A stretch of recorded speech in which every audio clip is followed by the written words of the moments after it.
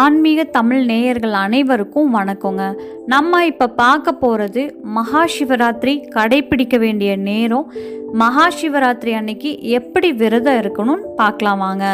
ஒரு உயிரினம் மோட்சம் அடைய வேண்டும்னா அந்த உயிர் மனிதனாக பிறந்திருக்கணுங்க. மனிதனா மட்டுமே மோட்சம் அடைய முடியுங்க. அப்படிப்பட்ட மனித பிறவி எடுத்த நாம் முக்தி அடையணும் அப்படின்னா சிவபெருமானை வழிபடணுங்க. சிவபெருமானை வழிபடுறதுக்கு மிக சிறப்பான நாள் இந்த மகா சிவராத்திரி நாள் தாங்க. மகா சிவராத்திரி மிகவும் சக்தி வாய்ந்ததுங்க. நமக்குள்ள தூங்கிக்கிட்டு இருக்கிற சக்திகளை எழுப்புவதற்கு ஒரு நாள் அப்படின்னு சொன்னால் இந்த மகா சிவராத்திரியை சொல்லலாங்க. அந்த ஆற்றல் பார்த்திங்கன்னா மேலும் இந்த மகா சிவராத்திரியில் குறிப்பிட்டே சொல்லலாங்க. சிவனை வழிபடுறதுக்கு மிகவும் மிகவும் உகந்த நாள்னே சொல்லலாம். அதே நேரத்தில் நம்ம குலதெய்வ வழிபாடும் செய்வதற்கு ரொம்ப உகந்த நாளுங்க இந்த நாள். அதுக்கு முன்னாடி ஆன்மீக தமிழ் சேனலை ஃபஸ்ட் டைம் பார்க்குறீங்க அப்படின்னா லைக் பண்ணுங்கள், சப்ஸ்கிரைப் பண்ணுங்கள், கூடவே பெல் ஐக்கானை கிளிக் பண்ணுங்கள். அப்போ தான் நாங்கள் போடுற வீடியோஸ் உங்களுக்கு அப்டேட் ஆகும். வாங்க தொடர்ச்சியை பார்க்கலாம். மகா சிவராத்திரி அப்படின்னாலே ஒரு உன்னதமான நாளுங்க.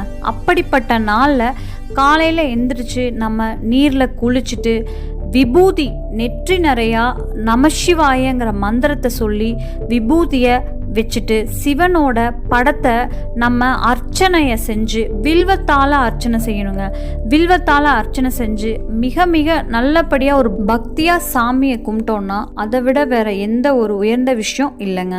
உங்கள் வீட்டில் லிங்கம் இருந்தாலும் அந்த மாதிரி நம்ம செய்யலாம். அதில் பார்த்தீங்கன்னா நெய்வேத்தியம் உங்களால் என்ன செய்ய முடியுதோ அதை வச்சு நீங்கள் வழிபாடு செஞ்சுட்டு வாங்க. ரொம்ப நல்லதுங்க. உங்களால் என்ன செய்ய முடியுதோ அதை வச்சு வழிபாட்டை முடிச்சுட்டு பின்னர் பார்த்தீங்கன்னா உங்களோட விரதத்தை ஆரம்பிக்கணுங்க. சிவ விரதம் அப்படிங்கிறது ரொம்ப மிக உயர்ந்த விரதங்க. இந்த மகா சிவராத்திரி விரதத்தை சில பேர் பார்த்தீங்கன்னா தண்ணி கூட குடிக்க மாட்டாங்க. இந்த விரதத்தை முடிக்கிற வரைக்குமே மிகவும் சக்தி வாய்ந்த விரதங்க. அதனால உணவை தவிர்த்துட்டு இந்த விரதத்தை நிறைய பேர் அந்த மாதிரி தான் செய்வாங்க.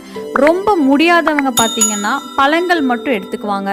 உப்பில்லாத உணவுகள், கிழங்கு வகைகள் அந்த மாதிரி எடுத்துக்குவாங்க. ரொம்ப இன்னும் முடியாதவங்க பார்த்தீங்கன்னா உணவு 2 வேளை எடுத்துக்குவாங்க. மனசில் சிவமந்திரத்தை சொல்லிக்கிட்டே இருக்கணுங்க. அந்த விரதம் முழுவதுமே நம்ம சிவமந்திரத்தை சொல்லிக்கிட்டே இருக்கணும். அப்போது ரொம்பவுமே நம்மளுக்கு பாசிட்டிவ் வைப்ரேஷன்ஸ் உண்டாகிறது நீங்களே அதை பார்க்கலாங்க. அந்த நாள் பார்த்தீங்கன்னா 7:30 மணிக்கு ஒரு பூஜை, 10:30 மணிக்கு ஒரு பூஜை, நைட்டு 12 மணிக்கு ஒரு பூஜை, காலையில் 4:30 மணிக்கு ஒரு பூஜை செய்வாங்க. சிவபெருமான் நடக்கிற கோயிலில் இருக்கிற எல்லா கோயில்கள்லையுமே செய்வாங்க. சிவலிங்கத்தை வச்சு வழிபடுவாங்க. கால பூஜை இந்த மாதிரி 4 வேளை கால பூஜையும் செஞ்சுட்டு வருவாங்க. அதே மாதிரி வீட்டில் சிவலிங்கத்தை வச்சு வழிபாடுவாங்க இல்லையா, அவங்கெல்லாம் பார்த்தீங்கன்னா கால பூஜை பண்ணணுங்க. இல்லைன்னா குறைந்தபட்சம் ஒரு வேளை கால பூஜை செஞ்சுக்கலாங்க.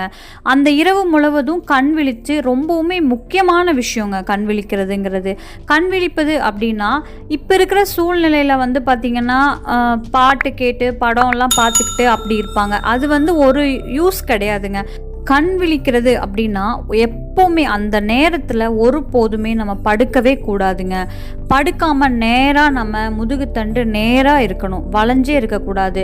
ரொம்ப முக்கியமான விஷயங்க. அதே மாதிரி மந்திர ஜபம் நம்ம பண்ணலாம், இல்லாட்டி திருமுறைகளை படிக்கலாம், இல்லாட்டி நம்ம பாடல் சிவன் பாட்டு, நம்ம சாமி பாட்டு, பக்தி பாடல்களை நம்ம கேட்டுக்கிட்டு அந்த இரவு முழுவதும் இருக்கலாங்க. அதே மாதிரி செஞ்சுட்டு இருந்தோம்னா காலை 4:30 மணிக்கு அதே மாதிரி அந்த பூஜை முடிஞ்சதும் இருக்கிற பிரசாதத்தை கொடுப்பாங்க இல்லையா, அந்த பிரசாதத்தை தான் நம்ம சாப்பிட்டு அந்த விரதத்தை முடிச்சுக்கணுங்க. இதில் பார்த்தீங்கன்னா ரொம்ப முக்கியமான விஷயம் அப்படின்னா 4 கால பூஜை நடக்குது இல்லைங்களா, அந்த 4 கால பூஜையில் ஏதோ ஒரு பூஜைக்கு நம்ம கலந்துக்குவோம். 2வது பார்த்தீங்கன்னா நம்ம கலந்துருக்கிற பூஜையில் சிவபெருமான் அப்படின்னாலே அபிஷேக பிரியருங்க.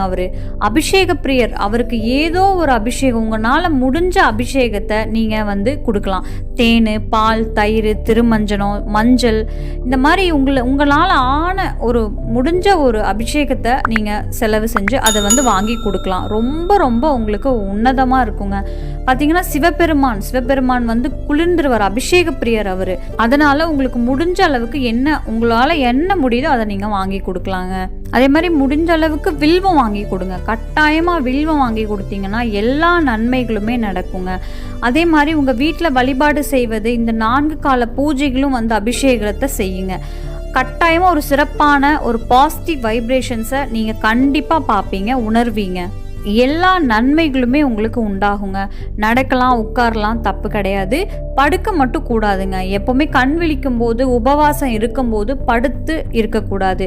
அது அவ்வளோவா நல்லது கிடையாது. படுக்கக்கூடாது, உட்காந்துட்டு நடந்துக்கலாம். பாட்டு, சாமி பாட்டு கேட்கலாம். அதே மாதிரி சிவனுக்கு வில்வ அர்ச்சனை செய்கிறது மிகப்பெரிய பலனை இருக்குங்க. சிவன் என்ன கேட்கலாம், எதை வேணால் நம்ம கேட்கலாம். கல்யாணம், திரும்பி என்ன உங்களுக்கு வேண்டுதல் இருக்கோ அத்தனையுமே நம்ம அன்னைக்கு நாள் கேட்கலாம். ரொம்ப ரொம்ப நல்லது. கண்டிப்பாக பண்ணி கொடுப்பாரு சிவன். அதே மாதிரி ஆரம்பிக்கிறதுக்கு முன்னாடி பார்த்தீங்கன்னா விநாயகரை வழிபடுங்க. விநாயகரை வழிபட்டுட்டு சங்கல்பம் வச்சுட்டு அதுக்கப்புறம் நீங்கள் கட்டாயமாக விரதத்தை மேற்கொள்ளுங்க. நல்லபடியாக முடியுங்க. எல்லாமே உங்களுக்கு நல்லபடியாக நடக்கும். விநாயகரை முதல்ல தொடங்கி உங்களோட குலதெய்வம், அடுத்த நாள் பார்த்தீங்கன்னா உங்கள் குலதெய்வத்தை வழிபாடு பண்ணணுங்க. கண்டிப்பாக உங்கள் குலதெய்வம் எங்கே இருக்காங்களோ போயிட்டு அங்கே நெய்விளக்கு ஏற்றிட்டு வாங்க. உங்களுக்கு அங்கே என்ன படையல் என்ன பிடிக்கும் அப்படிங்கிறத பார்த்து சாமிக்கு அதை வச்சு படையலிட்டு நல்ல வழிபாடு செஞ்சு முன்னோர்கள் அந்த ஆசீர்வாதத்தோட உங்களோட குலதெய்வ ஆசீர்வாதமும் உங்களுக்கு கிடைக்குங்க. அன்னைக்கு அந்த பிரபஞ்சம் முழுவதுமே பார்த்தீங்கன்னா ஒரு நல்ல பாசிட்டிவ் வைப்ரேஷன்ஸ் இருக்குன்னே சொல்லலாம். இந்த மாசி மாதத்தில் வளர்ப்பிறையில் வரக்கூடிய இந்த சிவராத்திரி தான் அங்கே மகா சிவராத்திரி அப்படின்னு சொல்லுவாங்க. கண்டிப்பாக இந்த விரதத்தை மேற்கொள்ளுங்க. கண்டிப்பாக இந்த சக்தி வாய்ந்த நாளில் கண்டிப்பாக நம்மளுக்கு சிவபெருமான் அருள்வாருங்க. நன்றி.